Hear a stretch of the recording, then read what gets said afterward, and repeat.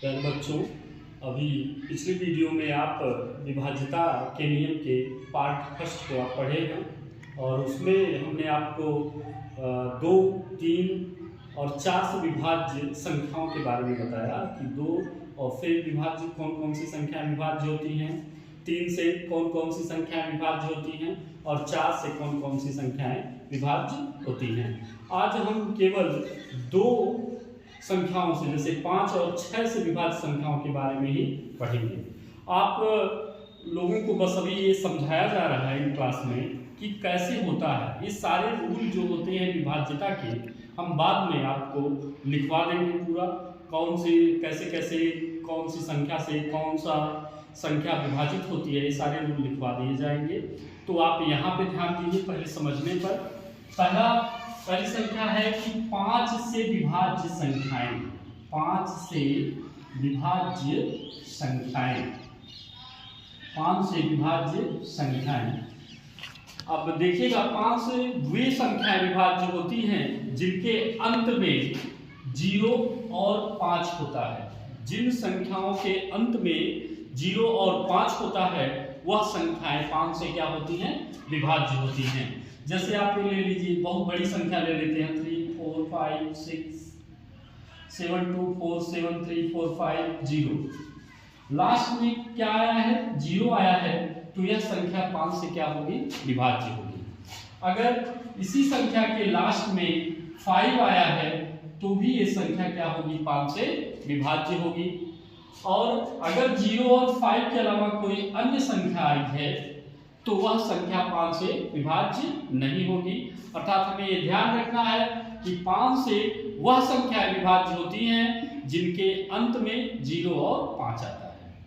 अब आगे हम बढ़ते, इसी क्रम में आगे अगर हम बढ़ते हैं तो 6 से विभाज्य संख्याएं, 6 से विभाज्य संख्याएं, कौन सी संख्या 6 से विभाज्य होती है और कौन सी संख्या नहीं होगी, इसके बारे में हम जानेंगे। तो आप ये याद रखिएगा, 6 से वह संख्याएं विभाज्य होती हैं जो 2 तथा 3 दोनों संख्याओं से क्या होती हैं, विभाज्य होती हैं। पिछले वीडियो में हमने आपको बताया था कि 2 से कौन सी संख्याएं विभाज्य होती हैं, जिन संख्याओं के अंत में 0, 2, 4, 6, 8 आया होता है वह संख्याएं 2 से विभाज्य होती हैं, तथा वह संख्याएं जिनके अंकों का योगफल 3 से विभाज्य हो वह संख्या 3 से विभाज्य होती है। तो हमको यहाँ पढ़ना है 6 से विभाज्य संख्याएं, तो 6 से वह संख्या विभाज्य होगी जो 2 और 3 दोनों से क्या होगी, विभाज्य होगी। जैसे 6, 3, 7, 2, 6, 3, 7, 2। अब यहाँ पे देख लीजिएगा, अगर लास्ट में 2 आया है तो यह संख्या 2 से क्या होगी, विभाज्य होगी। ये क्या है, 2 से विभाज्य है, 2 से विभाज्य है। अब अगर हम इनके अंकों का योगफल करें 6 + 3 + 7 + 2, तो इनको जोड़ने पर आता है 6 + 3 9, 9, 7, 16 और 2 18 आता है। 18 क्या है, 3 से विभाज्य है, 3 से विभाज्य है, विभाज्य है। अतः हम ये कह सकते हैं कि यह संख्या 3 से भी विभाज्य है और 2 से विभाज्य है, तो हम ये कह सकते हैं कि ये संख्या 6 से भी विभाज्य होगी। यह संख्या 6 से भी विभाज्य होगी।